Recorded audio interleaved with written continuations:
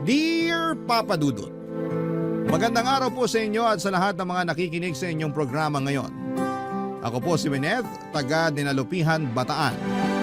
30 years old po ako nang mangyari ang aking kwento.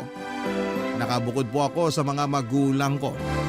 Ilang taon din po akong nangupahan sa isang maliit na apartment at mag-isang binubuhay ang sarili ko. Sa madaling salita ay isa po akong independent woman. Papa Dudut, 17 years old pa lamang ako ay hindi ko nakasama ang mga magulang ko. Nagbe-bed spacer lamang ako habang pinagsasabay ang pag-aaral at pagpa-part-time sa isang sikat na fast food. Nakasanayan ko nang wala akong inaasahan na kahit na ano sa pamilya ko. Dahil kahit kailan naman ay hindi ko naramdaman ang pagmamahal at suporta nila. Pero dahil sa mataas ang respeto ko sa mga magulang ko at mahal na mahal ko sila, bumibisita na lamang ako paminsan-minsan sa bahay namin. Nang makatapos ako ng pag-aaral ay umayo naman kaagad sa akin ang panahon dahil nagtrabaho ako bilang entry-level na financial statement analyst sa isang petroleum company. Dahil doon ay nagkaroon ako ng kakayahang pag-aralin yung anak ng ate ko. Mula pagkabata kasi hindi na niya nabibigyan ng sapat na atensyon ang panganay niyang anak. Wala rin itong kinagisnang ama. Kung ano man ang dahilan ay hindi ko na lamang babanggitin dito. Nang magkaroon ng asawa ang ate ko at nagkaanak sila ay mas lalo na niyang hindi napansin ang isa pa niyang anak. Dahil malapit sa akin ang pamangking kong yon, nangako ako sa kanya na pagtatapusin ko siya hanggang sa kolehiyo. Mula sa pag-enroll, meeting sa school, graduation at moving up, ako palagi ang nandun. Kung meron man po kasing nakakaintindi sa nararamdaman niya at sa kakulangan niya ng atensyon, syempre ako po yun. Dahil pareho kaming hindi favorite na mga magulang namin. Bukod sa hindi magandang relasyon ko sa mga magulang at panganay kong kapatid, ay may isa pa po akong problema na pinasan ng time na yon. Kakagraduate lang po kasi sa college ng bunso naming kapatid nang itinanan niya yung girlfriend niya. Wala pong nakakaalam noon na ako ang tumutulong sa kanilang dalawa. Hanggang sa may nakapagsabi sa ate ko na nagbibigay ako ng pera sa kapatid ko, Papa Dudut.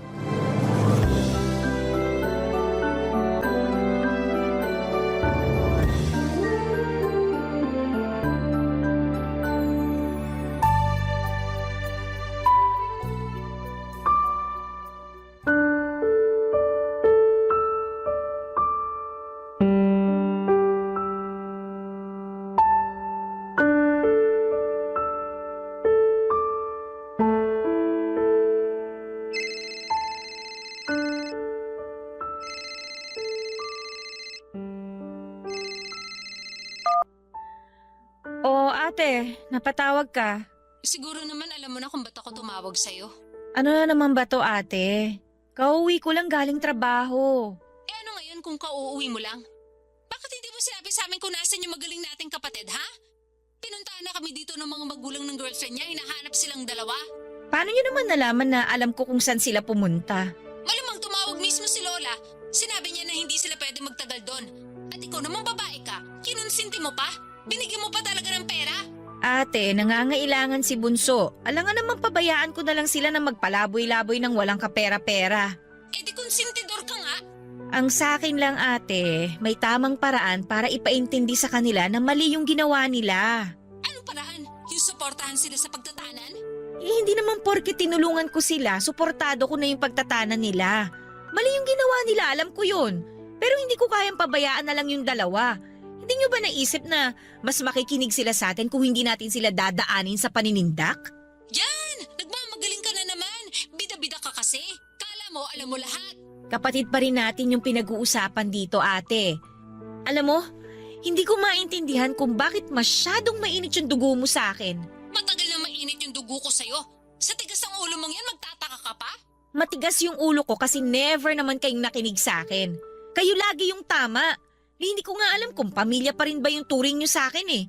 Kasi naaalala nyo lang naman ako sa ganitong pagkakataon. O kaya naman kapag may kailangan kayo. Aba, Hindi panunumbat yon ate. Nire-real talk lang kita. Totoo naman, di ba? Galit na galit ka sa akin kahit wala naman akong ginagawang masama sa'yo. Gigil na gigil ka kapag nagkakamali ako. Pero kapag may ipapagawa kang paperwork sa akin, ang lambing-lambing mo. Tanggap ko na nga na yun lang ang silbi ko sa inyo eh. Pero sana naman, kung hindi niyo ako kayang isama sa pamilya ninyo, bigyan niyo na lang ako ng katahimikan. Huwag kang magdrama dyan. Dapat lang naman natulungan mo ako kasi ako yung nag-alaga sa iyo nung bata ka pa. Kung isusumbat mo yon ate, bayad na ako. Matagal na. So ngayon pinamumukha mo naman sa akin na ikaw na yung bumubuhay sa anak ko. Wala akong sinasabing ganyan ha. Kahit kailan hindi ko yun ipinagyabang sa'yo kasi bukal yun sa kalooban ko. Bukal yung pagtulong ko sa pamangkin ko. At para lang alam mo ate, hindi ko yung ginagawa para sa'yo. Ginagawa ko yun para sa isang batang kulang na lang itakwil ng magulang. Kaya bago mo ako lecturean ng kung ano-ano, simulan mo muna sa pagiging ina mo sa anak mo. Naturingan ka pa namang teacher pero sarili mong anak, hindi mo pagmalasakitan. Bastos ka! Umuwi ka nga rito at maghaharap tayo? Wag na ate, wala akong panahon para sa gulong gusto mo. Kung nasaktan ka sa pag-real talk ko, ibig sabihin, totoo lahat ng mga sinabi ko. Makita lang talaga kitang babae, kakakalbuhin kita. Wag mong sabihin yan ate, gawin mo. Pero wag kang iiyak at magpapaawa kina mama kapag gumanti ako. Papa Dudut, batid ko na masyado na kaming matatanda para sa ganong away. Pero hindi ko talaga napipigilan ang sarili ko na managot kapag si ate yung nakakausap ko. Wala kaming naging pag-uusap na hindi niya ako sinusumbatan sa lahat ng nagawa niya para sa akin noong bata pa ako at paulit-ulit niya ring pinapaalala ang mga pagkakamaling matagal ko nang naitama. Mula kasi nang maglayas ako sa amin at mamuhay ng mag-isa, ay palaging isinisisi sa akin ni ate tuwing nagkakasakit sina mama at papa. Binigyan ko raw kasi ng sakit sa ulo kaya nagkakaganon. Pero kahit naman hindi nila ako kasama ay never ko silang kinalimutan. Kahit na anong okasyon, nagpapakita ako sa kanila at naglalaan ng oras para makasama sila. Pero kahit na ano namang gawin ko ay hindi pa rin yon sapat para kay Ate Cora. Hindi niya kasi nagugustuhan kapag naaagawan ko siya ng atensyon mula sa mga magulang namin. Yun nga lang ang hindi ko maintindihan sa kanya dahil may asawa naman siya at mga anak. Pero para siyang bata pagdating kina mama at papa. Yung tungkol naman po sa away namin ni Ate Cora, bata pa po ako nang magsimula yung galit niya sa akin. Noong ipinagbubuntis niya kasi ang panganay niya ay plano na sana niyang ipalaglag ang bata. May pinapuntang aborsyonista noon sa bahay namin pero hindi natuloy ang pagpapalaglag sa pamangkin ko nang nagsalita ako at sinabing iligal ang ginagawa nila. Napahiya sina mama at ate doon sa aborsyonista at natakot naman po yung matanda na baka magsumbong ako sa otoridad kaya hindi na yon itinuloy. Napagtanturi naman ni mama na may punto ako dahil hindi naman ginusto ng pamangkin ko na mabuo siya. Mula noon, Papa Dudut, ay hindi na ako tinigilan ni ate. Lahat ng pagkakamali ko ay ibinubunton niya. Lahat ng kasiraan ko na pwede kong maging problema ay inaalam niya para magmukha akong masama. Hindi lang sa mga magulang namin kundi sa ibang tao. Dahil lagi akong stress sa mga bagay-bagay ay hindi ko na nabigyan ng oras ang buhay pag-ibig ko. Hindi ko na nga alam kung paano pa makipag-date sa sobrang busy ko sa pagtatrabaho. Hanggang sa may makilala ako nang minsan akong manood ng liga, Papa Dudut.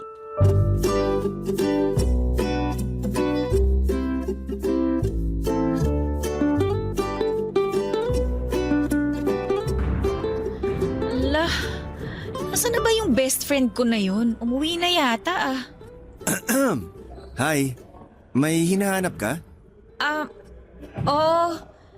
Yung kaibigan ko, nagpaalam lang kasi magsi-CR pero hindi pa bumabalik. Pero out of order kasi yung CR dito sa sports complex. Baka lumabas na yon kaya natagalan. Baka nga, tatawagan ko na lang mamaya kapag hindi pa siya nakabalik. Kung gusto mo, samahan mo na kita rito habang naghihintay sa kanya. Ha? Ay naku, wag na. Katatapos lang ng game nyo, di ba? Dapat nakikipag-celebrate ka dun sa mga kasama mo. Susunod na lang ako sa kanila mamaya. Pwede naman ako magstay dito kahit ilang minuto lang. Ikaw bahala, mapilit ka eh. Hindi ko kasi kayang sayangin tong chance na makausap yung kaisa-isang babaeng nakakuha ng atensyon ko sa dami ng tao rito. Bolero, iba na lang ang pormahan mo. Hindi ako pumapatol sa Playboy. Grabe naman to. Porket malakas lang yung loob, playboy na agad? Pamilyar kasi sa akin yung mga ganyang style mo eh. Bulok? Doon ka na nga. Pabalik na rin yung kaibigan ko. Bahala ka. Mabaho hininga mo kapag wala kang kausap dito. Kung bumaho man o mag-amoy bulok yung hininga ko, wala ka ng pakialam doon, no? Di ka pa siguro nagkaka-boyfriend, no? Grabing sungit mo eh. Ano naman kung hindi pa? Seryoso ba yan? Pakialam mo ba? Lumayo-layo ka nga. Nakakairita ka na eh. Sorry na. Gusto ko lang namang magpakilala sa'yo. Ako nga pala si Irvin. Pero pwede mo naman akong tawaging mahal o kaya baby para mas masarap pakinggan. Well, Mr. Pampam, hindi ako interesadong makilala ka. Kapag nakabalik na yung kaibigan ko, uuwi na ako at hindi na kita makikita ulit. Kung ganon, ayaw mo makipagkilala sa akin kasi posibleng hindi na tayo magkita paglabas natin dito? Ano? Hoy! Mali ka ng pagkakaintindi, no? Ikaw sana sinabi mo agad para nagkalinawan tayo na gusto mo akong makita ulit. Huwag ka nga feeling dyan! Kung ganon, bakit namumula yung magkabilang pisngi mo? Kilig ba yan o... Nahihiya ako kasi pinagtitinginan na tayo. Hindi naman sa pagyayabang pero marami na kasi akong fans dito. Marami nang nagkaka-crush sa akin. Kaya napapatingin talaga sila kapag dumadaan ako. At ngayong nilapitan kita, iisipin nila na espesyal ka sa akin. Special? Mukha ba akong papatol sa kagaya mo? Sa labas ko na nang hihintayin yung kaibigan ko. Hindi na ako makakatagal pa ng ilan pang minuto dyan sa kakapalan ng mukha mo. Kanina, ginudge mo ako agad bilang isang playboy. Tapos ngayon, parang nilalait mo na ako. Mapanakit ka naman masyado, Miss Pretty. Winnet ang pangalan ko, hindi Miss Ano ko pa sinabi? Nice meeting you, Winnet. Ano nga palang pangalan mo sa Facebook? Ba't ko naman sasabihin sa'yo? Ay, kung itrato mo naman ako, parang napakasama akong tao. Hinusgahan mo na nga ako agad kanina eh. Wala naman ako masamang intensyon. Gusto ko lang talaga magpakilala. O kung suswertehin, maging kaibigan ka. Tsaka hindi lang naman ako basta nagandahan sa'yo. Nung nakita kita, napangiti agad ako kasi ang gaan ng aura mo. Lalo na nung nakangiti ka after manalo ng team namin. Kanina mo pa ba ako pinagmamasdan? Paano kung oo? Then huwag ka mag-assume. Nakangiti lang ako kanina kasi ine-enjoy ko lang yung game. Kung ganon, salamat sa suporta. Kahit hindi mo kami kilala. Sige, balik na ako sa mga kasama ko. Teka sandali! Bakit? Sige, eto na. Type mo na lang dito yung pangalan mo sa Facebook. I-add na lang kita. Talaga? Oo, kulit mo eh. Papadudot, wala naman talaga sana akong balak na makipagkilala kay Irvin ang araw na yon. Pero noong hindi na siya nangulit at nakita ko kung paano siya nagseryoso, feeling ko ay may something na nagtulak sa akin na mas kilalanin ko pa siya. Well, hindi naman masama kasi after ko siyang i-add sa Facebook ay madalas na kaming magka-chat at magka-video call. Hanggang sa ayain na niya akong lumabas, papadudot.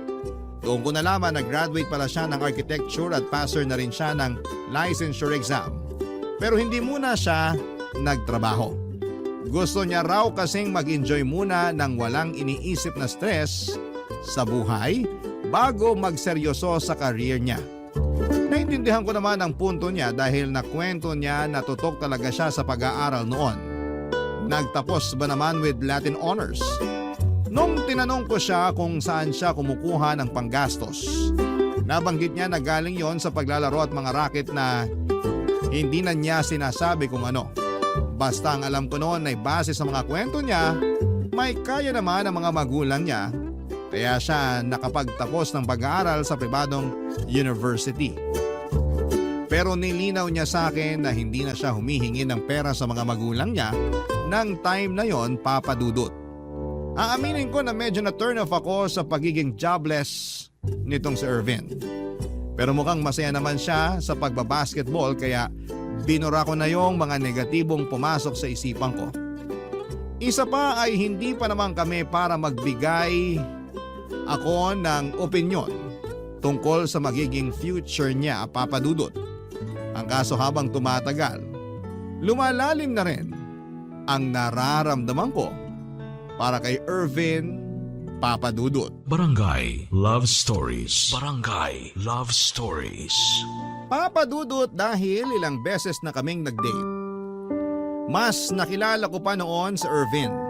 Malambing siya at maasikaso at sobrang attentive niya tuwing magkasama kami. Kahit yung simpleng pagbubukas lamang ng tumbler, paghila ng upuan, pag-alalay sa akin tuwing tumatayo ako ay na-appreciate ko lahat ng yon. At ang pinaka nagustuhan ko sa lahat ay yung sense of humor niya. Palagi niya ako napapatawa at napapangiti kahit na minsan ay sobrang stress ako sa trabaho. Hindi nagtagal ay naging kami na rin ni Ervin, Papa Dudut. Hindi ko na inisip na wala pa siyang trabaho at wala pa siyang malinaw na plano para sa future niya. Kahit malabo pa ang lahat ay sumugal ako.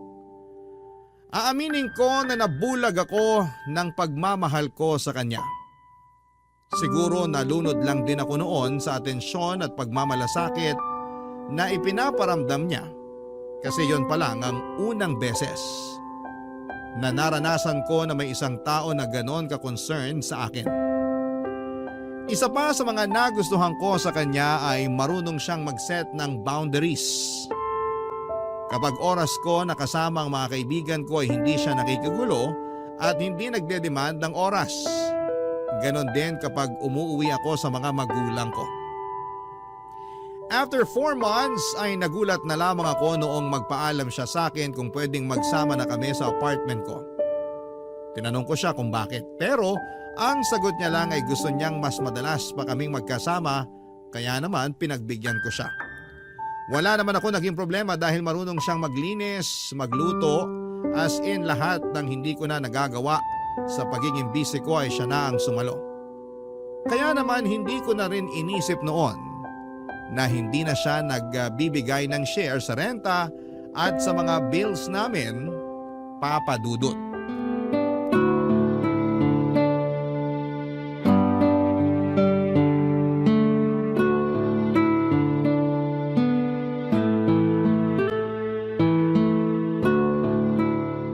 Mababait naman pala yung mga kaibigan mo eh. Hindi naman kita ipapakilala sa kanila kung hindi. Baka hindi ka maging komportable sa kanila pag ganon. Paano kung hindi ko gusto yung mga kaibigan mo? Lalayuan mo ba sila? Ano nangyari sa boundaries? Ikaw na nga mismo nagsabi na may mga kaibigan na tayo bago pa naging tayo. At hindi dapat baguhin ng relasyon natin yung pakikisama natin sa ibang tao na mahalaga rin sa atin, tama? Aba, tinandaan mo talaga yan ha. Eh yung job hunting mo nga pala, kumusta? Tinawagan ka na ba? Yun lang. Medyo inaalat ako ron, Bebu. Yung isang pinagpasahan ko, may nakuha na raw sabi ng kaibigan ko. Sinubukan mo na bang magpasa sa iba? Hindi pa. Hindi ko pa kasi maharap ngayon eh. Marami pang ganap. Next week kasal nung pinsan ko. Tapos family reunion naman namin yung kasunod. Sino namang kasama mo sa kasal ng pinsan mo? Iniisip mo ba na may iba pa akong isasama ron? Siyempre ikaw yung isasama ko. Excited na nga ako makilala ng mga pinsan ko yung napakaganda kong girlfriend eh. Ipapakilala mo na talaga ako sa kanila? Hindi ba nakakahiya? Ano namang nakakahiya ron? Ilang buwan mo na nga akong boyfriend tapos di pa kita ipapakilala? Gusto nga rin sana kitang isama sa family reunion eh. Kung papayag ka. Family reunion yun. Girlfriend mo pa lang naman ako kaya hindi pa ako parte ng pamilya ninyo. Bebu, hindi na tayo maghihiwalay, di ba? Kaya sa kasal din patungo tong relasyon natin. Tsaka nagsasama na tayo ngayon. Di ba parang mag-asawa na rin tayo? Hindi ka talaga nauubusan ng katwiran, no? Sana ganun din yung patience mo kapag naghahanap ka ng trabaho. Kapag hindi ka natanggap sa isa, maghanap ka ulit ng iba. Hindi yung hihinto ka na. Nanermo na naman po yung girlfriend ko. Huwag kang mag-alala. After ng lahat ng ganap na sinabi ko, tuloy ang job hunting. Makakahanap din ako, Bebu. At kapag hired na ako, sisimulan ko na yung pag-iipon para makapag-propose na ako sa'yo. Tsaka na natin isipin yung kasal kapag pareho na tayong financially stable. Okay, sabi mo eh. Sa'yo lang naman ako nakadepende. Huwag ka masyado maging dependent sa akin, ha? Bakit naman? Dapat kasi kahit gaano natin kamahal yung isa't isa, kaya pa rin nating tumayo nang wala yung isa. Hayaan mo. Hindi ko hahayaang mangyari na isa lang yung nakatayo sa ating dalawa. Sana gawin mo yan para sa sarili mo, hindi lang para sa relationship natin. Sure ako na magiging proud sa'yo yung parents mo kapag nalaman nila na hired ka na. Parents ko lang ba? Siyempre pati ako, ano ka ba? Ako yung pinakaunang magiging masaya para sa'yo. Magsi-celebrate tayo. Sa tingin mo ba hindi talaga ako marireject? Marami kasi akong kakilala na kagaya ko rin. Cum laude pero hindi natanggap sa trabaho. Parang hindi ko kayang harapin yung ganong kahihiyan. Bakit ka naman mahihiyang ma-reject? Parte ng proseso yun. Pero hindi naman ibig sabihin na kapag rejected ka, hindi ka nakarapat dapat maging architect. Kapag nalaman yun ni Dad, iisipin niya malaking disappointment ako. Marami na siyang hinawakan na malalaking project. Samantalang ako, entry level pa nga lang yung papasukin, mukhang malabo pa. Magiging kahihiyan lang ako ng tatay ko. Di kagaya sa basketball. Mahirap pero parang hindi ko nararamdaman yon kasi gusto ko yung ginagawa ko. Wala namang masama na i-push mo yung passion mo eh. Pero hindi rin naman masama kung magiging risk taker ka sa isang bagay na pinaghirapan mo ng ilang taon. Sabihin na nating mas malaki yung chance na maging stable ka kapag pinush mo yung career mo sa architecture. Kapag okay ka na, di tsaka may push yung passion mo. Paano kung ikaw na lang yung piliin ko? Di galingan mo muna ron sa dalawa. Papadudot, ramdam ko naman na mahal ako ni Irvin. Wala akong duda doon. Loyal din siya at hindi siya kagaya ng ibang lalaki na mahilig mang chicks. Palagi niya akong ina-update tuwing may lakad siya kasama ang mga kaibigan niya. Kaya naman hindi ako noon nag-aalala sa kahit na ano. Hanggang sa dumating na nga po kami sa punto na gusto ko nang makilala ni Irvin ang mga magulang ko. Wala namang sanang kaso yon dahil matanda na rin naman ako para sa ganong mga bagay. Hindi na ako parang teenager na pagbabawalan pa na mag-boyfriend. Ang kaso, hindi ko alam kung paano siya ihaharap kina mama at papa, lalo na kay Ate Cora na masyadong mapanghusga. Baka kapag nalaman nila na wala pang trabaho ang boyfriend ko ay maliitin siya ng sobra at ayokong mangyari yon. Kaya ang nangyari ay palagi ako nagpapalusot o di kaya ay iniiba ang usapan tuwing nababanggit ni Irvin ang tungkol doon. Itinago ko muna sa pamilya ko ang pakikipagrelasyon ko kay Irvin. Pero oras na malaman nila ng maaga ang tungkol doon, ay ipapakilala ko rin naman siya kaagad. Ang problema kahit na anong pagtatago sa relasyon namin ang gawin ko, nakarating pa rin po ito sa kontrabida kong kapatid, Papa Dudut.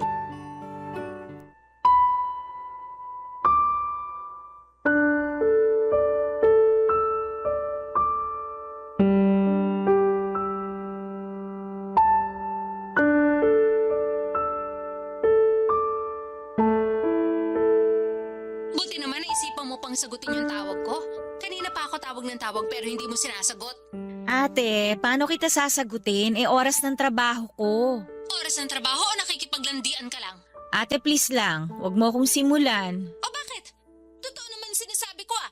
Hindi ka na nakakaisip na umuwi kasi masaya ka nang nakikipag-live-in dun sa boyfriend mong basketball player.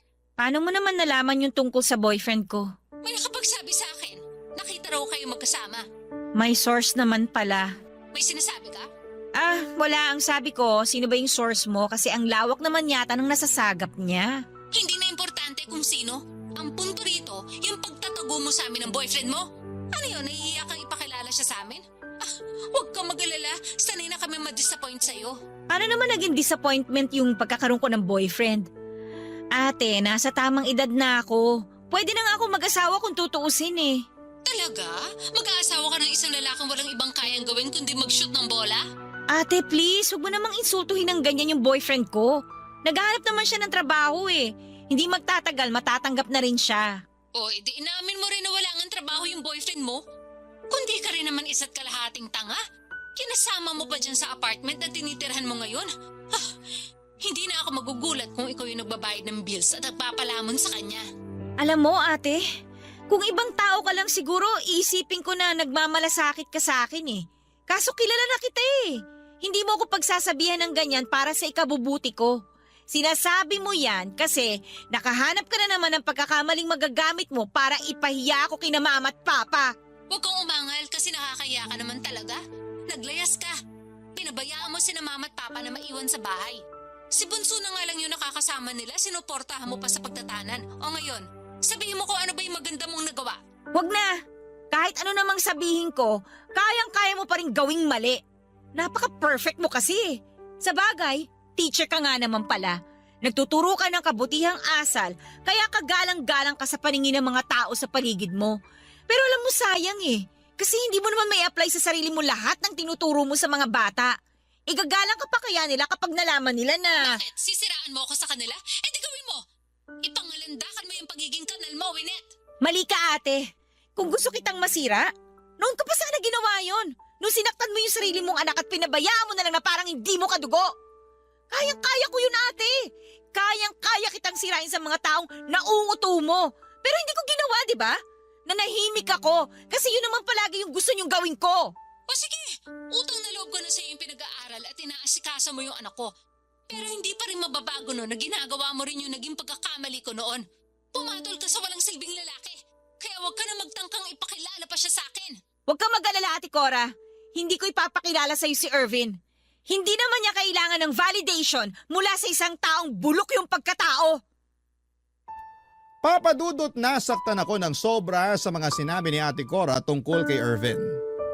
Pero hindi ko pinagsisihan na ipinagtanggol ko ang boyfriend ko sa ate ko. Sa simula pa lang ay masyado ko nang nararamdaman na nahuhusgahan niya. Nasanay kasi siya na siya lang yung may magandang imahe sa aming magkakapatid. Kaya para sa kanya ay wala siyang ginawang mali. Nakuha ko rin naman ang punto ni Ate Cora sa pagpapakasal sa isang lalaking walang trabaho. Pero alam ko rin noon na mas mahalaga kay ate ang sasabihin ng ibang tao. Iniisip niya na magdadala lamang ako ng kahihiyan sa pamilya namin lalo na kapag nabuntis ako ni Irvin. Dahil doon, kinausap ko ulit si Irvin at kinumbinsing ituloy na ang paghahanap niya ng trabaho. Ang kaso mas inuna pa niya ang pagdayo sa kung saan-saan para makapaglaro. Madalas yung nagiging dahilan ng pagtatampo ko sa kanya pero tuwing nangyayari yon ay susuyuin niya lamang ako. Babawi siya at okay na ulit kami. Paulit-ulit lamang na ganoon pero hindi pa rin siya nag-aasikaso papadudot. Naniwala pa rin siya na may mararating siya sa paglalaro niya ng basketball. Gusto ko sana siyang suportahan na lamang at hayaang gawin ang gusto niya. Pero hindi ko alam kung hanggang kailan pa niya gagawin yon. Papadudot, hindi ko na po alam kung maiisip pa ba niya na magplano para sa future namin. Kaya nung wala akong makitang improvement mula kay Irvin, ay naisip ko na sukuan na lamang siya, papadudot. Barangay Love Stories. Barangay Love Stories. Papadudot nang hindi pa rin makahanap ng trabaho si Irvin ay handa na sana akong makipag-break sa kanya. Ginawa ko naman ang lahat para unawain at tulungan siya. Pero mas nakafocus lang talaga siya sa panandali ang bagay ng mga oras na yon. Pero tuwing naiisip ko na hiwalayan na siya ay mabilis na nagbabago ang isipan ko at mas nahihirapan akong magdesisyon. Tuwing ipinaparamdam sa akin ni Irvin ang pagiging malambing at maasikaso niya. Nagdalawang isip ako kung tama ba na ituloy ko pa ang pakikipaghiwalay o bigyan pa siya ng panibagong chance. Naawa rin kasi ako sa sitwasyon niya noon. Kung papaalisin ko siya sa apartment, siguradong makikitira siya sa mga kaibigan niya. Nang muli kaming magkausap ni Ate Cora ay nalaman ko pa na nakauwi na ang bunso naming kapatid at nakabalik na rin sa pamilya yung girlfriend niya kaya medyo napanatag na po ako noon. Pero habang magkausap kami ng ate ko, naka-loudspeaker ang phone ko at nabanggit na naman niya yung tungkol kay Irvin. Tinanong niya kung naghiwalay na ba kami. Gaya po nung unay, nauwi na naman kami sa pagtatalo. Pero sa pagkakataong yon ay hindi ko na nagawang ipagtanggol pa ang boyfriend ko. Hindi ko na rin kasi alam kung paano pa ang gagawin ko. Pero ang hindi ko alam noon ay narinig pala ni Irvin ang naging pagtatalo namin ni Ate Cora.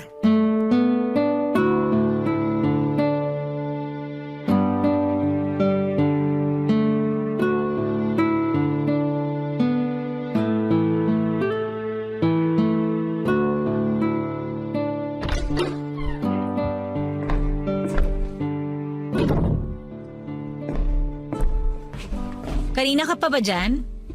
Hindi naman. Kapapasok ko lang. Hindi mo lang napansin kasi kausap mo yung ate mo. Saan ka ba galing kanina? Sa court lang, Bebu. Inaya kasi ako maglaro. Lagi ka namang inaaya maglaro. Sorry.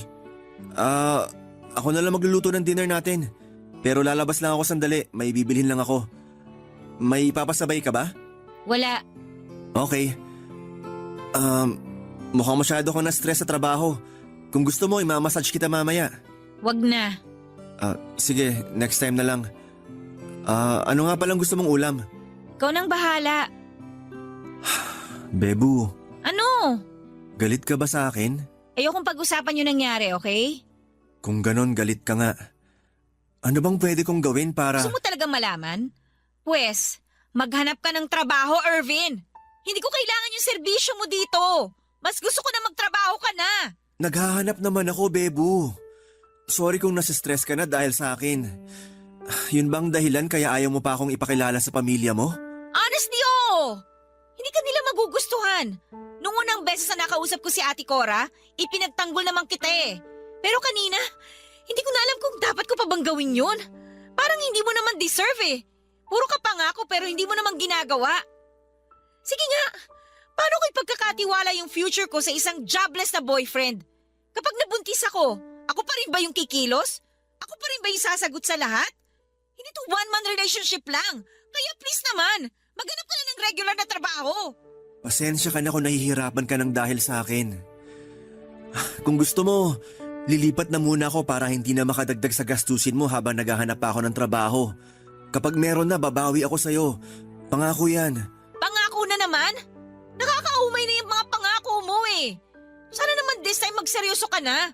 Hindi naman kita pinupush sa magkatrabaho kasi kailangan ko yung pera mo. Ang gusto ko lang, umusad yung buhay mo ngayon. Yung stability, di ba? Pag meron ka nun, hindi ka basta-basta mamaliitin ng ibang tao. Tsaka tong relationship natin, hindi lang tayo dapat nakafocus sa kilig at tsaka dun sa saya. Dapat kaya rin natin backupan yung isa't isa kahit anong mangyari. Naiintindihan mo ba yon, Irvin? Naiintindihan ko. Aayusin ko na yung mga gamit ko bukas para makalipat na ako. Buti naman. Okay ka lang ba dito kahit wala ka ng kasama? Kinaya ko na mag-isa sa loob ng ilang taon. Kaya bakit hindi? Pero pwede bang ipagluto pa rin kita ngayon? Hayaan mong pagsilbihan kita kahit ngayong gabi na lang. Wala na akong ganang kumain. Sige, lalabas na lang muna ako. Magdala ka ng susi. Ilalak ko yung pinto mamaya. Dala ko naman palagi. Huwag ka na sana magpuyat para makapagpahinga ka ng maayos. Tutuloy na ako. Sige na. Bebu, O bakit na naman? mahal na mahal kita. Sana hindi ka mapagod sa akin. Kala ko ba paalis ka na? Eto na nga, aalis na. Hinintay ko lang naman na sagutin mo yung sinabi ko. Pagod na ako, Irvin. Gusto ko na magpahinga kaya kung may pupuntahan ka, umalis ka na lang. Bahala ka na kung anong oras mo gustong bumalik. Papadudot ako ang nakapagbitiw ng masasakit na salita kay Irvin noon. Pero parang mas nasaktan pa ako sa naging reaksyon niya. Hindi niya sinabayan ang init ng ulo ko at wala akong narinig na kahit na anong makakasakit sa damdamin ko. Umalis lang talaga siya ng gabing yon ng tahimik. Hindi ko na nga alam kung anong oras siya nakabalik pero paggising ko kinabukasan ay wala na ang mga gamit niya sa kwarto. Pagbukas ko ng phone ko, saka ko lang nabasa ang sunod-sunod na mga messages niya. Kahit umalis na noon sa Irvin ay itinuloy ko pa rin ang pakikipaghiwalay sa kanya, Papa Dudut. Inisip ko kasi noon na baka mas makapag-focus siya sa career niya kapag wala na kaming dalawa. Nakadepende na lamang sa kanya kung paano niya aayusin ang buhay niya. Ang kaso ay hindi siya pumayag na mag-break kami. Nagmakaawa siya na kung pwede ay mag-cool off na lamang muna kami. Pero noong nalaman ko na patuloy pa rin siya sa paglalaro ay nag-assume ako na wala pa rin siyang trabaho kaya nakipag-break na ako sa kanya. Hindi ko na siya kayang harapin noon kaya dinaan ko na lamang sa chat ang paghihiwalay namin, Papa Dudut. Ang hindi ko alam ay natanggap na pala noon sa Irvin sa isang real estate development firm at nagpasya lang siya na ipagpatuloy pa rin ang passion niya sa paglalaro. Ewan ko pero sa halip na manghinayang ay naging masaya pa ako sa pagbabagong yon sa buhay niya. Papa Dudut, 1 taon nang nakalipas nang muli kaming magkita ni Irvin. Parehong lugar at parehong dahilan din. Dahil naroon ako para manood ng finals. Sa totoo lang ay hindi ko naisip na naglalaro pa rin siya ng time na yon kaya nakampante ako. Pero nung tawagin ang pangalan niya at hanggang sa matapos ang laro ay nasa kanya na ang buong atensyon ko.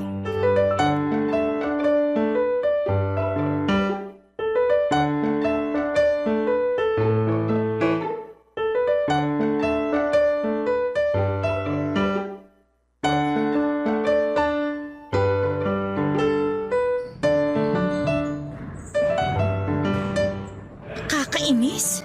Iniwan na naman ako ng kasama ko. Bebu! Ha? Ako bang tinatawag niya? Bebu! Ako? I mean, ako ba yung tinatawag mo? Hanggang ngayon ba naman iniiwasan mo pa rin ako? Grabe! Inabot na nga ng 1 taon yung cool off natin, wala man lang kahit kumusta. Kahit nga sana isang kiss lang, bawing-bawi ka na eh. Ano bang pinagsasabi mo dyan? Nag-break na tayo, di ba? Ikaw lang yung nakipag-break, pero ako hindi. Para sa akin, nag-cool off lang tayo. Seryoso ka ba? Cool off? Ng 1 taon? Wala pa bang nakakagawa nun? Ang tibay pala natin. Hanggang ngayon pala, isip bata ka pa rin. Ako, isip bata? Aba, parang hindi yata ako papayag na sasabihan mo pa rin ako ng ganyan. Gusto mo bang patunayan ko? Tara sa unit ko.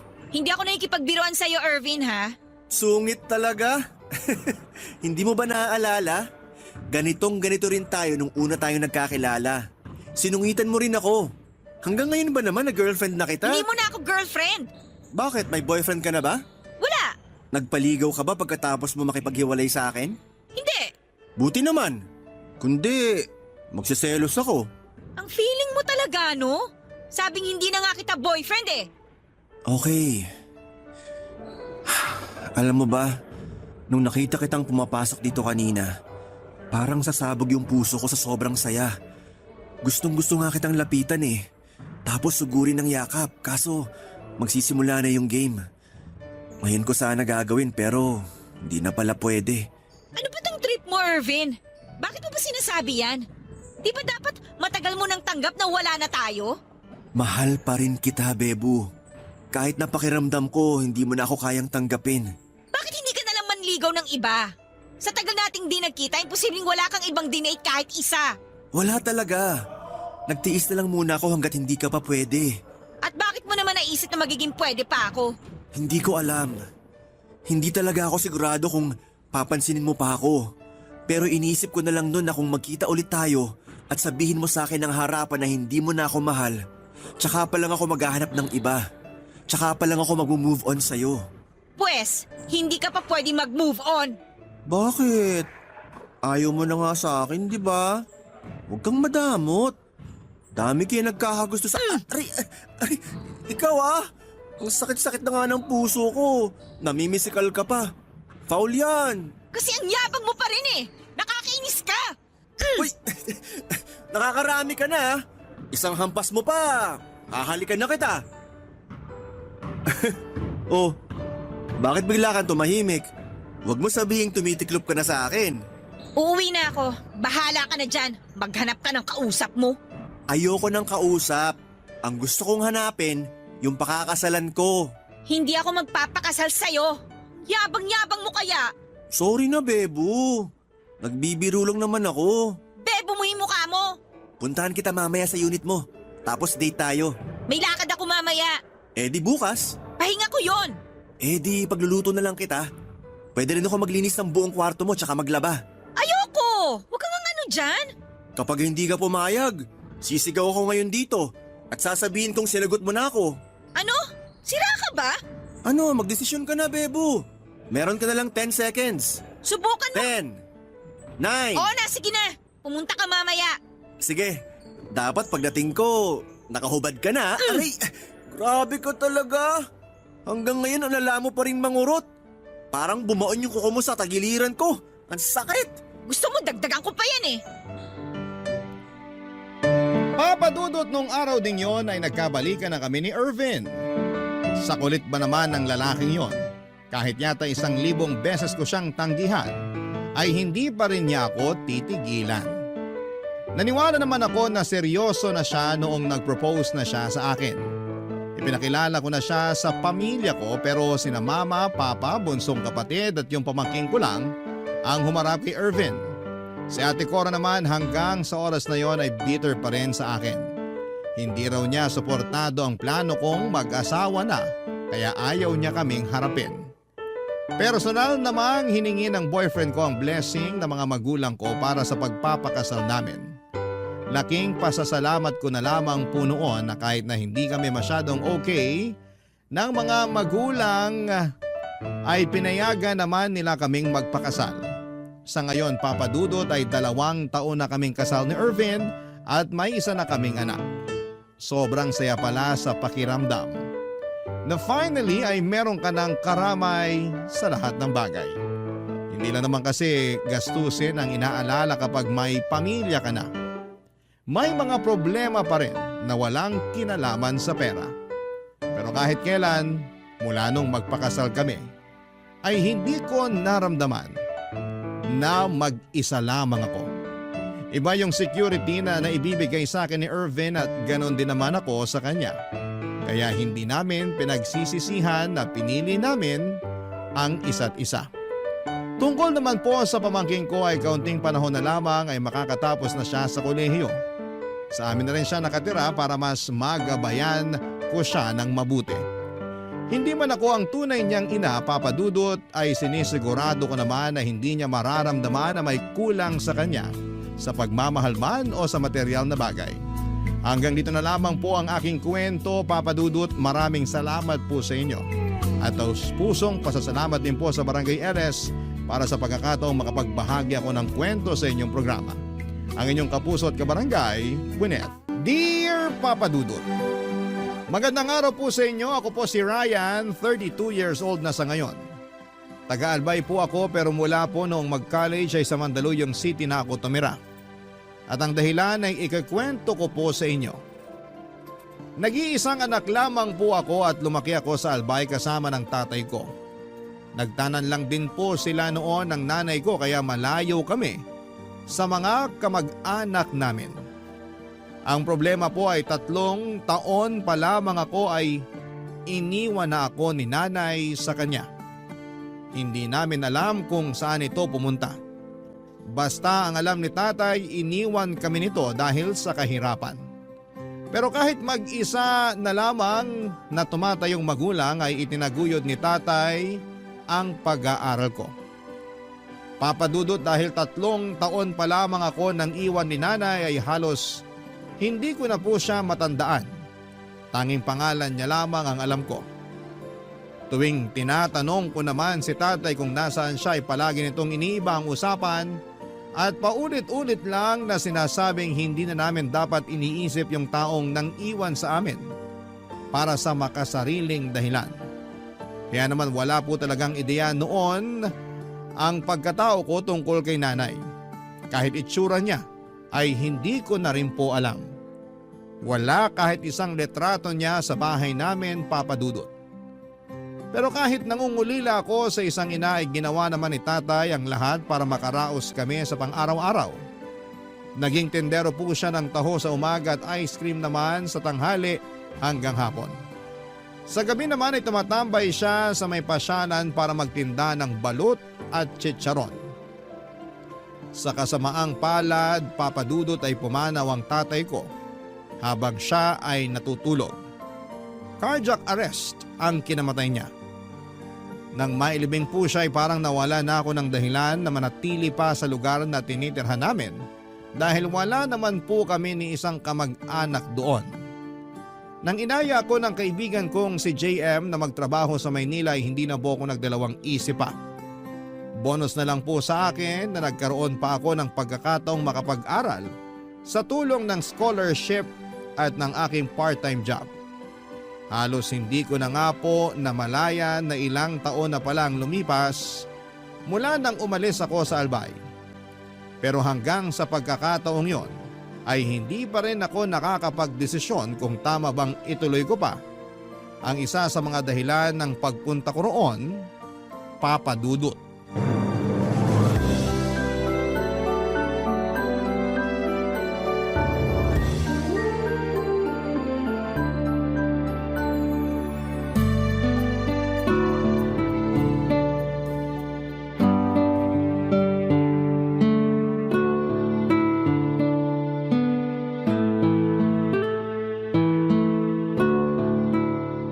Tol, ayos ka lang? Kanina ka pa nakatulala dyan ah. May iniisip lang, tol. Ilang taon na pala tayo rito, no? Oo, ilang taon na rin. Bakit? May naisip ka pa bang gawin? Ang totoo, may hindi ako sinabi nung sumama ako sa'yo papunta rito. Ano naman yun? Huwag mo sabihing may anak kang naiwan sa Albay ah. Yari ka talaga pag nagkataon. Loko, ako nga yung anak na iniwan eh. Oo nga pala. Pero maiba ako. Wala ka pa bang balita sa nanay mo? Hindi man lang siya nagpakita kahit nung burol ng tatay mo ah. Paano naman siya magpapakita? Wala na siyang pakialam sa amin. Baka nga hindi man lang niya nabalitaan na wala na si tatay eh. Pero alam mo ba kung nasan siya? Oo, tol. Alam ko na kung saan siya nakatira. At yun yung sinasabi kong isa sa mga dahilan kaya sumama ako sa'yo. May nahanap kasi akong picture ni nanay sa mga gamit ni tatay. Sinubukan kong isearch sa Facebook. Tapos ayun, nalaman ko na nandito siya sa Mandaluyong. Talaga? Nandito rin siya? Minessage mo na ba? Hindi pa. Sa bagay. Kung ako nasa katayuan mo, hindi ko rin alam kung ano sasabihin ko sa kanya eh. Pero kailangan ko pa rin siyang kausapin. Gusto ko malaman yung dahilan kung bakit niya kami iniwan. Paano tol kung may iba na siyang pamilya tapos ayaw ka na niya makilala? Wala na akong magagawa kung ganun. Pero gusto ko pa rin subukan. Lalo na ngayon. Kailangan ko ng suporta para makapag-focus sa pag-aaral. Graduating na ako kaya mas mahirap to ngayon para sa akin. Pero kakayanin mo pa rin naman kung sakaling hindi ka niya tulungan, di ba? Oo, kaya ko naman. Ay, ewan ko ba tol? Hindi ko maintindihan kung bakit gusto ko pa rin siyang makita at makasama. Kahit malaki yung naging pagkukulang niya sa akin. Hindi kita masisisi. Siyempre wala na tatay mo. Nanay mo na lang yung natitirang magulang mo. Inad ko na nga siya sa Facebook eh. Kapag inaccept niya friend request ko, sign ko na yun para ituloy yung plano ko. Pero kapag hindi, isa lang ang ibig sabihin nun. Siguro naman mapapaisip siya kapag nakita niya yung pangalan ko. May punto ka naman dyan kasi pwede ka niyang kalimutan bilang anak. Pero malabong makalimutan niya na naging anak ka niya. Baka nga siya pa nagpangalan sa'yo eh. Tol, inaccept niya ako. Talaga? Patingin nga. Oo nga no. I-message mo na kaya. Eto na nga magta-type na. La, tumatawag siya. Pagkakataon mo na yan, tol. Sagutin mo na. Sandali lang. Eto na. Hello? Oh, anak.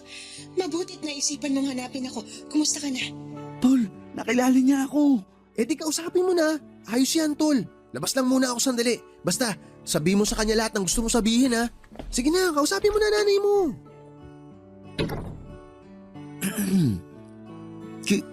Kilala niyo po pala ako? Nakilala kita sa pangalan mo. Hindi na kasi kita mamukhaan eh. Ang laki na ng pinagbago ng itsura mo, anak. Teka, nasan ka ba ngayon? Nandito na po ako sa Mandaluyong. Talaga? Kailan ka pa rito? Sana sinabi mo agad para na-meet kita. Nagdalawang isip po kasi ako kung dapat pa ba akong makipagkita sa inyo. Tsaka medyo busy po talaga. Pinagsasabay ko po kasi yung trabaho ko at pag-aaral. Mabuti naman at naisipan mong mag-aral. College ka na, di ba? Ano bang course kinuha mo? Mechanical engineering po. Mahusay kang pumili. Mukhang sa akin mo naman na yung pagiging madiskarte sa buhay, ah. Nga pala, kung libre ka sa Sabado, magkita tayo. Pwede mo kong puntahan sa bahay namin. Hihintayin kita. Papadudot, pinuntahan ko nga po noon ang address na ibinigay sa akin ni nanay. Doon ko po napagtanto na totoo nga palang maganda na ang buhay niya. May kaya kasi ang napangasawa niya at siya naman ay magaling humawak ng negosyo, kaya nagkaroon siya ng sariling restaurant. Naikwento niya lahat ng iyon nang mag-usap kami, Papadudot. Pero sa halip na makaramdam ako ng amor sa nanay ko, ay kabaligtaran ang naramdaman ko sa una naming pagkikita. Habang ipinagyayabang ni nanay ang naging tagumpay niya noong iniwan niya kami, nadudurog naman ang puso ko para kay tatay na namatay na lamang nang hindi napapacheck up dahil sa kakulangan namin sa pera. Habang kausap ko noon si nanay, wala siyang ibang bukang bibig kundi ang pera. Doon ko po naunawaan kung bakit ayaw ni tatay na pinag-uusapan ng nanay ko. Mas mahalaga kasi sa kanya ang magandang buhay kesa sa unang pamilya niya. Naisip ko nga po noon na kung maubusan ng pera ang bago niyang asawa, ay baka iwan niya rin po ito gaya ng ginawa niya sa tatay ko. Kaya naman kahit na inalok niya ako na doon tumira sa bahay nila ng asawa niya para makabawi siya sa akin, ay hindi ako pumayag, Papadudot. Pero sa kabila ng pagtatanggi ko, ay hindi naman siya sumuko noon hanggat hindi ako napapapayag na sumama na sa kanya. Hiningi ko ang opinyon ng kaibigan kong si JM at sinabi niyang wala namang masama kung bibigyan ko ng pagkakataon si nanay. Kaya naman ang muli niya akong tanungin ay pumayag na ako na doon muna tumira sa kanila. Nakilala ko po ang asawa niya na tawagin niyo na lamang po sa pangalang Dolan. Maayos naman ang pakikitungo niya sa akin nung una. Pero may pakiramdam ako noon na parang ginagawa niya lang yon tuwing kaharap si nanay. At hindi nga po ako nagkamali dahil unang araw ko pa lamang sa bahay nila ay ganito na kaagad ang nangyari, Papadudot.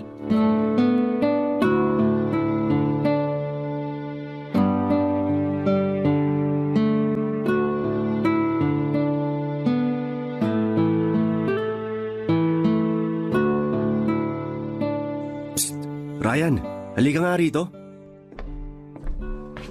Bakit po, Tito? Tito? Sir ang dapat mong itawag sa akin. Hindi naman kita kaano-ano. Nga pala, may papagawa ko sa'yo para naman hindi sayang yung oras mo dito sa bahay. Ano po ba yun? Linisin mo yung kotse ko. Dapat wala na akong makikita kahit konting dumi pag tinignan ko mamaya. Gagamitin ko yun bukas. Kompleto naman kami sa gamit. Oh, ingatan mo yung mga yun ha. Ayoko ng ignoranting nakakasira ng mga gamit dito. Hindi po ako ignorante, sir. Ano kasi tingin mo? Di ba't galing ka lang naman sa probinsya? Baka puro bundok at mga damo lang nakikita mo ron. Iba yung buhay rito. Marami na po ako naging trabaho. Total, hindi nyo naman po ako tinatanong, edi sasabihin ko na lang. Nagtrabaho po ako dati sa car wash, kaya hindi po ako ignorante gaya ng iniisip nyo. Aba, ayos ka pala eh. Mukhang marami kang kayang gawin. Sige, galingan mo mag-car wash. Malay mo, yun na rin maging trabaho mo habang buhay. Akala ko pa naman mabait kayo. Wala rin naman pala kayong pinagkaiba sa mga matapobreng may kaya dyan sa tabi-tabi. Nakaangat lang kayo ng konti, nang mamaliit na agad kayo ng iba. Hoy, ayusin mo yung pakikipag-usap mo sa akin ha. Baka nakakalimutan mo. Dito ka nakatira sa pamamahay ko. Pwede kitang palayasin kung gugustuhin ko. Klaro? Kung meron man pong klaro sa akin, yung may karapatan din po ako manatili dito hanggat hindi ako pinapaalis ng nanay ko. Kasal po kayo, hindi ba? Conjugal property niyo po tong bahay kasi wala naman kayong pinirmang prenuptial agreement. Kaya kung gusto niyo akong palayasin dito, siguraduhin niyo rin pong gusto yun ng nanay ko. Napakayabang mo ah. Anong akala mo? Mas magaling ka pa sa akin? Kayo po may sabi niyan, hindi ako. Sira ulo ka! Baka gusto mo makatikim Kapag ng... sinaktan niyo po ako, pwede ko rin po kayong kasuhan. Kaya bago po kayo gumawa ng kahit ano, pag-isipan niyo po muna. Sige na po, sisimulan ko na yung paglilinis ng kotse niyo. May malamig na tubig po sa loob. Magpalamig muna kayo. Buisit kang bata ka? Hindi na po ako bata, sir. 23 na po ako. Hindi ka talaga nahuubusan ng sagot ano? Isa na lang at tatamaan ka na sa akin. Tatahimik lang po ako kapag hindi ko na kailangang depensahan yung sarili ko. Hindi naman po kasi ako pumayag sa alok ng nanay ko na tumira dito para maging alipin niyo eh. Gusto niyang bumawi sa akin at hindi kayo nakakatulong sa kanya kung ganyan niyo ako itatrato. Kayo rin po, baka iwalayin kayo ni nanay kapag... Maglinis ka na ng kotse ron. Dami mo pang satsat. Ano bang nangyayari sa inyong dalawa? Kaya aga-aga ang iinit ang ulo nyo. Mas mabuti kung yung asawa niyo na lang po tatanungin niyo, Nay. Pinaglilinis pa kasi ako ng kotse niya. Maiwan ko na po kayong dalawa. Anak, sandali. Hindi mo naman kailangan gawin yan. May tagalinis kami ng kotse rito. Mas mabuti na rin po na may ginagawa ako rito para natutumbasan ko yung pagtira ko dito sa bahay niyo. Ay, pasensya na po, Nay. Pero dediretsahin ko na po kayo. Ayokong dumating yung araw na susumbatan niyo ako sa mga naitulong niyo sa akin. Kaya hanggat may paraan para ibalik ko yun, gagawin ko po. Papa Dudut, hindi nagawang makapagsalita noon ang nanay ko matapos kong sabihin sa kanya ang saloobin ko sa pagtira sa bahay nila. Nakiusap naman siya na kung maaari pagpasensyahan ko na lamang muna ang asawa niya. Wala naman akong magawa dahil kailangan ko talagang makisama, Papa Dudut. Kapag may pinapagawa sa akin ang asawa ni nanay, kung wala naman akong ginagawa ay sinusunod ko yon kaagad. Pero kapag oras ng pag-aaral ko, kahit magalit pa si Tito Dolan, ay nagmamatigas pa rin ako. Doon nagsimula ang pagbabago sa pagsasama nilang mag-asawa. Madalas na silang nag-aaway at kung ano-ano na rin ang ibinibintang ni Tito Dolan sa akin. Tuwing may nawawalang gamit, ako kaagad ang tinuturo niya. Pero sa huli, napapaamin din siya ng nanay ko na wala naman talagang nawawalang gamit at gusto niya lamang akong pag-initan. Habang tumatagal, Papa Dudut, ay palala ng palala si Tito Dolan. Kaya parang gusto ko na lamang na umalis doon. Pero dahil nakiusap sa akin si nanay ay sinubukan ko ulit na makisama ng maayos. Hanggang sa mayroong pagkakataon, Papa Dudut, na nag-ugat ng malaking gulo sa bahay. May half-brother ako at may anak naman si Tito Dolan na babae sa una nitong asawa. Sa madaling salita ay hindi po kami magkadugo. Itago niyo na lamang po siya sa pangalang Faith. Sa kanilang magkapatid siya ang naging kaklose ko. Nagmana kasi kay Tito Dolan ang half-brother ko. Kaya hindi ko na sinubukan pang makipag-close dito, Papa Dudut. Si Faith naman ay mabait at malambing. Matanda lang ako sa kanya ng 1 taon. Pero yung pagiging malapit namin sa isa't isa ay ginawa ni Tito Dolan ng issue na umabot na sa puntong kahit si nanay ay pinaniniwalaan na siya, Papa Dudut. Barangay Love Stories. Barangay Love Stories. Papa Dudut, may pagka-boyish po noon si Faith kaya marami siyang gustong matutunan. Nagpaturo siya sa akin kung paano mag-car wash, magkumpuni ng sasakyan, magpalit ng gulong at kung ano-ano pang mga gawaing panlalaki. Yun ang kinatuwa ko sa kanya, Papa Dudut. Para kasi ako nagkaroon ng nakababatang kapatid sa katauhan niya noong panahong yon. Lumaki kasi ako na walang kapatid. May mga naging kaibigan naman ako noon sa Albay kagaya ni JM. Pero iba pa rin talaga yung meron kang kapatid na nakakasama mo sa bahay at nakakasundo sa mga bagay-bagay. Sa isip-isip ko nga po noon, sana talaga ay magkadugo na lamang kami ni Faith. Ang problema, Papa Dudut, ay pinag-isipan naman kami ni Tito Dolan ng masama. Pinagbintangan niya ako na minomolestya si Faith tuwing magkasama kami sa kwarto ko. Kahit na ang totoo ay nagpapaturo lamang ito sa mga subject na alam nitong makakatulong ako. At habang tumatagal, kung ano-ano pa ang mga iniimbentong kwento ni Tito Dolan.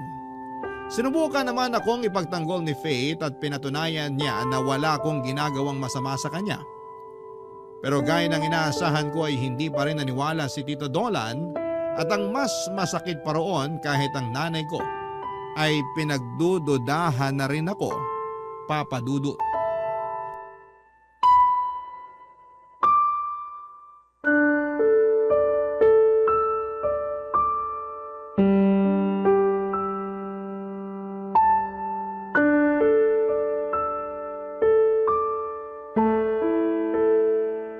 Nakakawalang ganang kumain. Han, please. Nasa harap tayo ng pagkain. Bakit ba kasi kailangan pang sumabay sa atin yung anak mo? Sumabay po ako sa inyo kasi sinabihan ako ni nanay. Kung ayaw niyo po, pwede namang mamaya na lang ako kumain. Anak, hindi. Diyan ka lang. Hindi ikaw yung gusto kong makasabay kumain, kundi yung mga anak ko. Nasaan ba yung mga batang yun? Nagpaalam yung bunso natin na malilate ng uwi. Si Faith naman, nandun pa rin sa kwarto niya.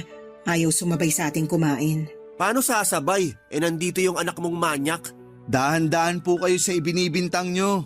Wala po akong ginagawang masama sa anak nyo, sir. Walang ginagawang masama? Palagi kang naroon sa kwarto niya? May matinubang lalaki na gagawa nun sa anak ko? Hindi naman po problema yung pagpunta ko sa kwarto niya. Ang problema po yung marumi yung utak. Ryan, ano ba? Huwag mong pinagsasalitaan ng ganyan si Dolan. Nay, nagpapaturo lang si Faith sa akin. Kaya ako siya sinasamahan sa kwarto niya. Wala kaming ibang ginagawa dun. Hayaan niyo po, sa susunod, sa labas na kami para kitang-kita nyo. At kung hindi pa kayo mapalagay, maglagay kayo ng CCTV para meron kayong ebidensya. Yan kasi ang hirap sa mga kagaya mong naghihikahos sa buhay. Masyadong mapagsamantala. Mawalang galang na po Pero kahit lumaki ako sa hirap, marunong akong rumespeto ng tao. At alam ko po kung ano yung tama at mali. Kung mapagsamantala po ako, matagal ko na sanang hinanap si nanay para humingi ng pera. Ikaw, Nay, baka nakakalimutan nyo na po na kaya lang naman ako nandito kasi pinilit nyo akong dito na tumira. Kung ipinagmamalaki mo yung boarding house nyo, di bumalik ka na ron. Huwag mo nang ipagsiksikan yung sarili mo rito. Baka kapag hindi na ako nakapagtimpi sa'yo sa kulungan yung bagsak mo. Sa anong kaso po? May ebidensya po ba kayo kung sakali? Kayang-kaya kong gumawa ng ebidensya kung gugustuhin ko. Di lumabas din yung sakit yung mga mapepera. Akala nyo kaya nyo nang gawin lahat dahil sa perang meron kayo. Marami nga pong mabibili yung pera nyo. Pero yung respeto at dignidad, wala po yun sa listahan nyo. Anak, tama na. Nababastos mo na si Dolan. Ako po, Nay, hindi po ba ako nabastos sa mga binibintang niya sa akin? Sa pagtrato pa nga lang niya sa akin, mas matindi pa sa nabastos yung naranasan ko Insulto na po yun sa pagkatao ko. Tapos sasabihin nyo, tama na? Kayo po yung tama na. Aalis na po ako rito. Saan ka naman pupunta? Babalik ka dun sa malas squatter na tinitirhan nyo? Yung malas squatter na tirahang sinasabi nyo, mas malinis pa kaysa sa pagkatao nyo. Pasensya na po pero hindi ko na kayo kayang tagalan dito. Bagay nga kayo. Parehong-pareho kayo ng ugali. At hindi na rin ako magtataka kung bakit hindi na naghabol pa sa inyo si tatay. Kasi siya may dignidad. Kayo nabulag na ng pera. Pabayaan mo siya, Emilia. Hayaan mong patunayan niya yung kayabangan niya. Hindi naman nagtatagumpay yung mga taong ganyan mag-isip. Mas bagay po sa inyo yung sinasabi nyo. Kasi kahit mapuno pa ng pera tong bahay nyo, hindi pa rin kayo matatawag na successful. Para lang po yun sa mga taong may mabubuting puso.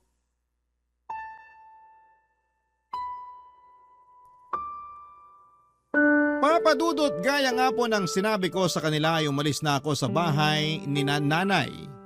Hindi na rin po ako nagpaalam kay Faith dahil baka madagdagan pa ang ibinibintang nila sa akin. Mula po noong araw na yon ay ipinangako kong wala na akong magiging koneksyon sa kanila.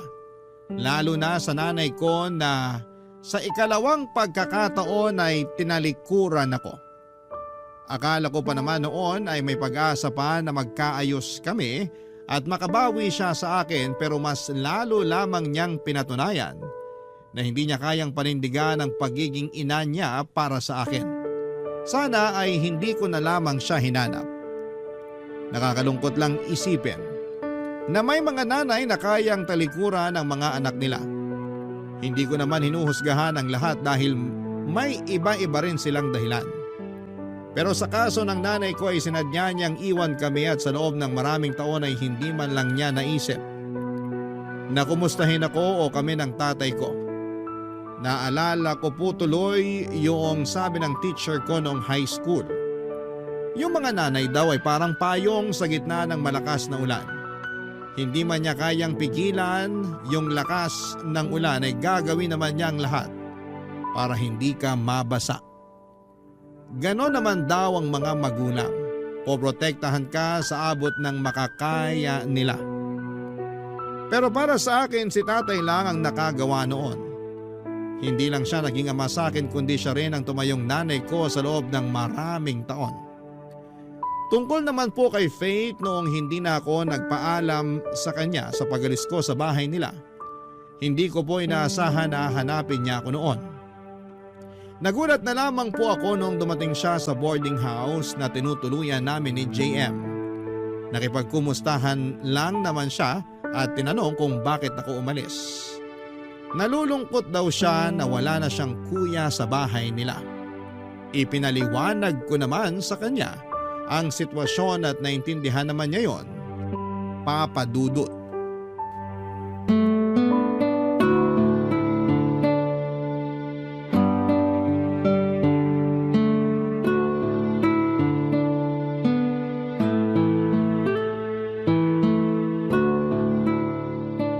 Grabe, tol. Kapatid mo talaga yun? Ganda ah. Baliw, hindi ko kapatid yun. Anak siya ni Tito Dolan sa una niyang asawa. Yung kapatid ko sa ina, hindi ko naman kasundo kasi manang-mana sa tatay niya. Kala yata pinatira ako sa bahay nila para gawing utusan. Hayaan mo na sila, tol. Mabuti nga umalis ka kaagad eh. Kung tumagal ka pa ron, baka mas lumala pa yung sitwasyon. Pero balik muna tayo kay Faith. Napakaputi. Ang kinis at ang ganda, tol. Kung ako sa'yo, ligawan mo na yun. Total, hindi naman kayo magkadugo eh. Kaya pwede. Uy, tigil-tigilan mo na nga yung kakapantasya kay Faith. Babae gusto nun. Talaga? Babae rin? Sayang naman. Magagamit pa naman sana kita para mapalapit sa kanya. Bakit? Sigurado ka bang magpapagamit ako para mapormahan mo si Faith? Baka nga ako pa yung unang tumutol sa inyo kung sakali. Alam mo, bad trip ka rin maging tropa eh, no? Wala ka man lang kasupo-suporta. Mahirap maging jowa yun. Mapanghusga yung tatay. Di ka uubra dun. Baka kapag umakyat ka ng ligaw, gawin ka lang utusan. Marami pang ibang babae dyan, yung hindi komplikadong ligawan. Aba, baka hindi mo pa nakikita kung paano dumiskarte tong macho dancer mong kaibigan. Isang giling ko lang kay Faith, tol. Baka hindi na siya umuwi sa kanila. Uy, di uubra kalaswaan mo ron. Baka bigla kang mapadasal kapag nag-share ng Bible verse yun sa'yo. Seryoso? Ganun siya karelihiyosa? Oo, kaya nga naiiba siya sa pamilya nila eh. Siya lang yung mabait. Grabe, ideal girl ko pa naman yung ganun. Kahit hindi mapera, basta ganun kaganda tsaka ganun kabait, laban. Pag pinagbigyan ako manligaw nun, wala nang date-date. Yayayain ko na agad ng kasal. Loko, wag ka nang umasa kay Faith. Maghanap ka na lang ng ibang liligawan. Yung nanay mo, kumusta naman kayo? Kala ko itatanong mo kung pwede yung nanay ko eh. Mas lalong hindi pwede yun. Saka hindi ko pa rin siya kinakausap. Nag-chat siya sa akin. Tumatawag din nung nakaraan pero hindi ko na pinapansin. Alam ko naman na ipapamukha niya lang sa akin na mali ako ng desisyon na umalis sa bahay nila. Hindi mo na ba talaga siya kayang kausapin? Malay mo, magsusorry lang pala. Si nanay, magsusorry? Yung maigit isang dekada nga na nawala siya, hindi man lang ako nakarinig ng sorry anak. Sinabi niya lang na babawi siya, tapos hindi pa niya napanindigan. Anong klaseng pagbawi yun? Dinagdagan pa nga niya yung sama ng loob ko sa kanya eh. Ay, napakadrama ng buhay mo, tol. Alam mo kung ano maganda? I-shot natin yan mamaya. Hindi pwede, may klase ako bukas. Ito naman oh, minsan lang eh. Sa susunod na lang tol. Hindi talaga pwede. Malapit na yung finals namin. Konting tiis na lang. Gagraduate na ako. Kaya hindi ako pwedeng pumalpak ngayon. Alam mo naman na yun na lang inaasahan kong makakatulong sa akin para matupad ko yung pangarap kong makapagtrabaho abroad. Wow! Ngayon pa lang tol, nakikita ko na. Magiging mechanical engineer ka sa ibang bansa. Pero teka, final na ba yun? Hindi na ba magbabago isip mo na pagiging engineer talaga gusto mo? Oo, wala nang makakapagpabago ng isip ko. Pangarap namin ni tatay yun eh. Pero tol, sakali lang naman na hindi ka kagad makapagtrabaho. Pwede kita ipasok dun sa amin para maging dancer. Salamat na lang, tol.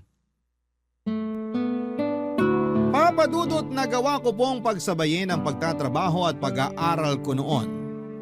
Nagawa ko makapagtapos sa kolehiyo nang walang hinihingi kahit isang sentimo sa nanay ko.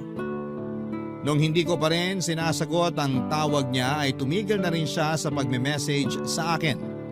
Sa isip-isip ko naman noon ay mas mabuti na rin na malayo kami ni nanay sa isa't isa para wala ng gulo. Gaya ng inaasahan ko ay hindi sumipot sa graduation ko si nanay. Sa bagay, hindi ko rin naman siya in-invite. Hindi ko rin naman sigurado kung alam niya na gagraduate na ako pero hindi na rin talaga ako umasa pa. Sigurado naman ako noon na hindi siya mag-aaksaya ng panahon para alamin kung ano ang mga nangyayari sa akin. Mag-isa lamang akong umakyat sa stage pero dala ko ang picture ni tatay. Gusto ko kasing isipin na kasama ko pa rin siya habang nagaganap yung katuparan ng isa sa mga pangarap naming dalawa. Yung kaibigan ko naman pong si JM, siyang naging photographer ko noong araw na yon. Isang linggo makalipas ang graduation namin ay bigla na lamang sumulpot sa boarding house ang nanay ko. Ngunit ang ipinagtataka ko ay may mga pasasya sa mukha niya at maliliit na sugat sa braso. Hindi ko napigilang maawa sa kanya ng mga sandaling yon, Papa Dudut. Kaya sa halip na pairaling ko ang galit ko sa kanya, ay nagpa siya akong tulungan si nanay matapos kong malaman na binubugbog pala siya ng kanyang asawa ng mga panahong yon. Barangay Love Stories. Barangay Love Stories. Papadudot ilang araw ding nanatili sa boarding house namin si nanay. Natatakot daw siyang bumalik sa bahay nila dahil baka mapatay na siya ni Tito Dolan. Tinanong ko siya kung ano ang dahilan ng pananakit nito sa kanya pero ayaw niyang sabihin yon sa akin.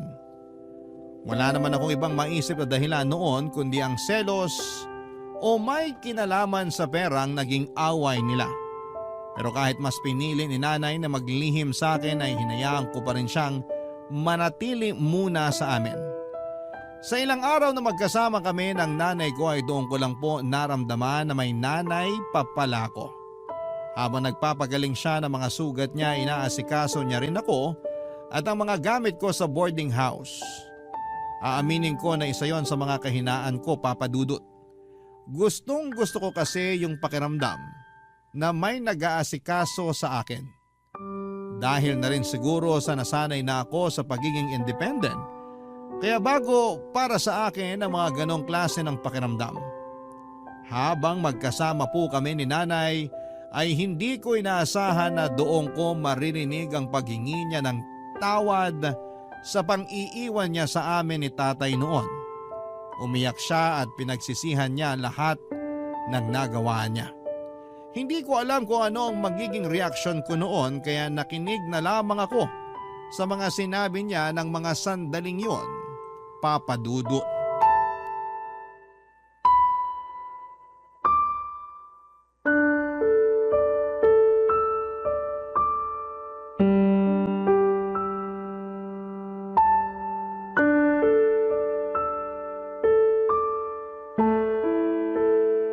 Nay, ilang araw na po kayo rito. Wala na po ba talaga kayong balak na bumalik dun sa asawa nyo? Wala na. Hindi na ako makikipagbalikan sa kanya. Paano naman po yung anak nyo sa kanya? Huwag niyong sabing gagawin nyo rin sa kanya yung ginawa nyo sa akin. Hindi ko na alam kung anong gagawin ko, anak. Nay naman para namang hindi na kayo natuto niyan. Natatakot ako kay Dolan. Baka mas malala pa yung gawin niya sa akin kapag nag-away kami ulit. Bakit hindi nyo na lang po siya idemanda para hindi na maulit yung pananakit niya sa inyo? Hindi pwede, nak. Kawawa naman yung kapatid mo kapag nakulong yung tatay nila. Kaya ayos lang sa'yo nasaktan ka ng asawa mo? Nay naman, Baka hindi lang isang beses nangyari yan sa inyo. Hindi mo ko maiintindihan kahit sabihin ko sa iyo ang dahilan. E paano ko nga po kayo maiintindihan kung ayaw nyo namang sabihin? Nay, kung pera lang naman po yung dahilan, di ba may naipon na po kayo? Saka may sarili naman po kayong negosyo. Paano po yun kung magtatago ka lang dito? May namamahala naman doon kaya makakapag-operate sila kahit wala ako. Pero Nay, hindi po magpapatuloy yung buhay nyo kung magtatago lang kayo kay Tito Dolan. Kailangan nyo po siyang harapin. Nandyan na yata yung kaibigan mo, anak. Ha? Hindi naman siya kumakatok pag umuwi. May sarili siyang susi nitong kwarto. Eh sino yun? Titingnan ko po, baka landlady namin. O sige. Tito Dolan, Nasaan yung nanay mo? Nandito ba siya? wala po siya rito. Tsaka bakit naman siya pupunta dito hindi na nga kami nag-uusap. Huwag mo akong niloloko, bata. Alam ko nandito siya. Sinabi ko na nga pong wala. Ilalabas mo siya? O babasagin ko yung bungo mo? Kayang-kaya kitang patayin dito kung gugustuhin ko. Grave threat po yan. Baka gusto nyo ring humimas ng rehas. Ilabas mo si Emilia! Dolan! Lalabas ka rin pala eh. Halika rito. Umuwi na tayo. Ano ba? Huwag nyo hablutin yung braso ni nanay. Nakakasakit na kayo eh. Talagang masasaktan siya sa akin. Lalo na ngayon na dito pa siya pumunta sa'yo. Alam ko na sinaktan nyo si nanay kaya umalis siya sa bahay nyo. Tapos ngayon, ang lakas pa ng loob nyong kunin siya rito. Hindi nyo siya pwedeng isama. Hindi ikaw yung masusunod dito. Tumabi ka dyan! Sasama na ako! Anak, hayaan mo na akong sumama sa kanya. Sige na. Pero nay, sasaktan lang kayo ulit ng lalaking yan. Huwag nang matigas ang ulo mo! Sasama na ako sa asawa ko. Huwag ka na makialam, bata. Kami mag-asawa yung mag-uusap. Kaya kung ayaw mo masaktan, huwag mo nang pigilan yung nanay mo. Huwag kang umasa na magbabago pa yung isip niya ng dahil sa'yo. Hindi ka kasing importante gaya ng iniisip mo. Makinig ka na lang sa Tito Dolan mo. Huwag mo na akong pigilan. Mag-uusap din naman kaming dalawa eh. Yan kasi hirap sa inyo na eh. Kahit alam nyo ng mali, gagawin nyo pa rin. Alam mo ikaw, may atraso ka pa sa akin eh. Akala mo ba hindi ko malalaman na pinapunta mo rito si Faith? Talagang hindi ka makatiis, ano? Anak, anong sinasabi ng Tito Dolan mo? Si Faith yung kusang pumunta rito. Hindi ko nga alam kung paano niya nalaman yung address nitong boarding house. Pero kung iniisip nyo na may ginawa akong masama sa kanya, nagkakamali kayo. Kaya wag nyo nang gamitin sa akin yung anak nyo para magmukha na naman ako masama. Papa Dudut, hindi na nakipagtalo sa akin si Tito Dolan. Hindi na rin ako nakialam sa kanila gaya ng gusto nilang mangyari. Sino ba naman ako para pakinggan ang nanay ko? Ilang beses na niyang pinatunayan na mas mahalaga sa kanya yung bago niyang pamilya. Lalo na yung asawa niyang napaka-matapobre. Ang ipinagtataka ko lang po noon kahit na may pera naman si nanay, mas pinili niyang manatili sa boarding house namin. Pero matapos ang eksenang nangyari noong sunduin siya ni Tito Dolan, parang nakalimutan na niya yung naging bonding naming dalawa at kung gaano ko kagusto na makasama siya. Bago sila umalis noon ay ipinamukha sa akin ni Tito Dolan na walang mangyayari sa buhay ni nanay kung hindi dahil sa pera nito. Kaya naisip ko na kaya hindi magawang kumalas ni nanay sa lalaking yon ay dahil sa utang na loob at takot na bawiin ang lahat ng ibinigay nito sa kanya. Kahit paano naman ay naiintindihan ko ang nanay ko, Papa Dudut. Pero malaking pagkakamali ang desisyon niyang makipagbalikan pa sa asawa niyang kayang-kaya siyang saktan at manipulahin. Mula nang bumalik si nanay kay Tito Dolan ay nawala na kami ulit ng komunikasyon. Pero si Faith madalas siyang nagkukwento ng mga nangyayari sa bahay nila. Sa kanya ko nalaman na ako pala ang dahilan ng pananakit ni Tito Dolan sa nanay ko. Nang malaman daw kasi ni Tito na pumunta sa boarding house si Faith, susugurin sana ako nito para saktan at ipakulong. Pero nagaway sila ni nanay. Doon ko po nalaman na ipinagtanggol pala ako ng nanay ko. Dahil sa nalaman ko mula kay Faith ay sinubukan kong kontakin si nanay para makapag-usap kami. Naglakas loob po akong pumunta sa bahay nila at ganito po ang nangyari.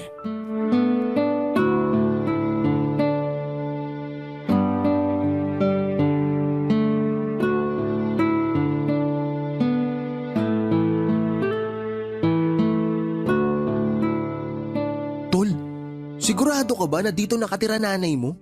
Oo, di ba nga? Galing na rin ako rito dati. Grabe! Ang ganda naman ng bahay nila. Ang lamig siguro sa loob niyan. Yung kwarto mo ba dati, may aircon? Meron, pero hindi ko ginagamit. Binubuksan ko na lang yung bintana kasi malamig naman sa taas. Kung mababait lang sana yung mga nakatira dyan, makikitira na rin ako eh. Papaampon na lang ako sa nanay mo. Baka pagsisiyan mo. Mag-doorbell ka na kaya. Malay mo, papasukin tayo. Tsaka may CCTV naman oh. May kita tayo rito. Ito na nga. Ulitin mo na 10 beses yung pagdo-doorbell. Baka may lumabas din dyan. Baka day off nung kasambahay nila kaya walang taga-bukas. Brian, anong ginagawa mo rito? Nay, tawag na po ako ng tawag sa inyo pero hindi naman po kayo sumasagot. Nag-aalala na po ako. Hindi ba't sinabi ko na sa'yo na hayaan mo na ako? Huwag mo nang pakialaman yung buhay ko, naiintindihan mo? Tintindihin mo yang sa'yo kasi wala ka pang nararating. Bakit po ba hindi nyo maiwan-iwan yung asawa nyo? Kaya nyo naman palaguin yung negosyo nyo nang kayo lang mag-isa. Hindi nyo kailangan magtiis sa pambubugbog ng siraulo nyong asawa at maging sunod-sunuran sa kanya. Huwag mong tinatawag ng ganyan si Dolan. Malaki yung naitulong niya sa akin mula nung iniwan ko yung tatay mo. Kaya ayos lang sa inyo na magbayad kayo ng utang na loob hanggang sa mamatay kayo? Ganun ba? Hindi naman sana mangyayari sa akin yun kung hindi ka lang dumating sa buhay ko. Sinira mo yung magandang pagsasama namin eh. Talaga po ba, Nay? Kayo po yung nagpapasok sa akin sa buhay nyo. At kahit ilang beses nyo pa akong iwan at ipagtabuyan, hindi nyo na mabubura yung katotohanan ng anak nyo ako. Oo, anak kita. Pero ayos ka naman nang wala ako, hindi ba? Kaya umalis ka na.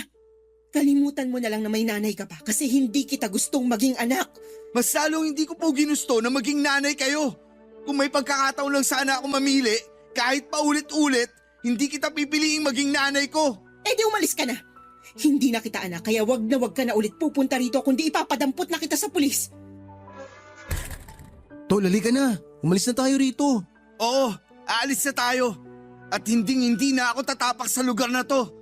Masunog sana mga kaluluwa nilang mga mata pobre. Ay, grabe ang intense nun ah. Parang kailan lang ang sweet-sweet pa ng nanay mo. Ipinagluluto ka pa nga eh. Tapos ngayon, ibang-iba na siya. Huwag na natin siya pag-usapan, Tol. Mas marami pa akong pwedeng gawin nang hindi iniisip yung mga ganong klaseng tao. Tamang mindset yan, Tol. Sanay ka naman na sariling sikap eh. Doblehin mo lang yun. Malay mo, kapag naging successful ka, magsisi sila sa pamamaliit at pagtataboy nila sa'yo. Maraming taon din naman ako nabuhay nang wala si nanay sa tabi ko. Kaya mas kakayanin ko yun ngayon. Lalo na't mas malinaw na sa akin ngayon na hindi niya ako gustong maging anak. Pero Tol, paano kaya kung sinabi niya lang yun para mailayo ka sa gulo? Tapos, mahal ka pala talaga ng nanay mo. Imposible. Hindi pagmamahal yung ipinaramdam niya sa akin eh. Ay, mabuti pa, magpalamig na lang muna tayo. Tsaka kumain tayo ng marami bago umuwi. Para pagdating natin sa boarding house mamaya, iutot mo na lang yung sama ng loob mo sa mga nangyari ngayong araw. Bakit? Ililibre mo ba ako? Oo, syempre. Mag-aaya ba naman ako kung ikaw yung gagawin kong taya? Salamat, Tol ha. Sus, maliit na bagay. Ikaw pa. Kaya ang lakas-lakas mo sa akin. Pais nga ako, Tol. Suntok, gusto mo? Biro lang. Para kasing iiyak ka na eh. Huwag ka iiyak. Papadudot kahit papaano ay gumaan ang dibdib ko ng mga oras na yon dahil sa kaibigan kong si JM. Hindi man siya yung kaibigang magaling magpayo ay lagi naman siyang naroon tuwing kailangan ko ng makakasama at makakausap. Tungkol naman po sa nanay ko ay wala na akong naging balita sa kanya mula nang itakwil niya ako bilang isang anak. Hindi na rin po ako nagaksaya ng oras na alamin pa yung mga bagay na may kinalaman sa kanya.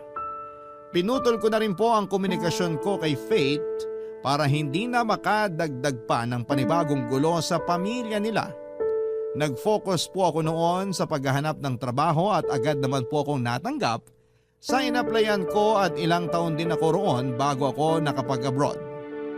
Sa ngayon, Papa Dudut, ay masasabi kong financially stable na ako at may kakayahan na rin bumuo ng sarili kong pamilya. Ang kaso ay ayoko madaliin yon para hindi ako mauwi sa mga maling desisyon sa buhay. Nang makauwi po ako dito sa Pilipinas ay pinagsimulan ko na rin ang sarili kong pinasimulan ko na rin po ang sarili kong bahay para hindi ko na kailangang mangupahan pa. Si JM nga po pala ay nasa Japan na sa ngayon. Factory worker siya roon at malaki na rin ang kanyang naiipon. Hindi na niya kailangang mag-macho dancer kapag naisipan niyang umuwi at mag-for good na rin dito sa Pilipinas. Sa lahat ng mga nangyari sa buhay ko, lalo na sa amin ng nanay ko ay natutunan kong umusad sa buhay habang unti-unti akong nagpapatawad. Habang tumatagal naman kasi ay humuhupa na rin yung galit ko kaya masasabi ko po na nakalaya na ako sa bigat na naranasan ko noon. Pero aaminin ko tuwing nakakakita ako ng payong ay naaalala ko pa rin ang nanay ko. Naisip ko yung pagprotekta niya sa akin kay Tito Dolan. Napagtanto ko na kahit papaano naman pala ay may nagawa rin siya para sa akin. Kaya naman may parte pa rin sa puso ko na umaasang darating din yung araw na magkikita kami ulit nang wala ng galit sa isa't isa. Hanggang dito na lamang po Papa Dudut at maraming salamat po sa inyong lahat na bumubuo ng Barangay LS na naghahatid po ng inspirasyon sa amin na inyong mga tagapakinig. More power sa inyong istasyon. Ang inyo pong forever kapuso at ka-barangay, Ryan.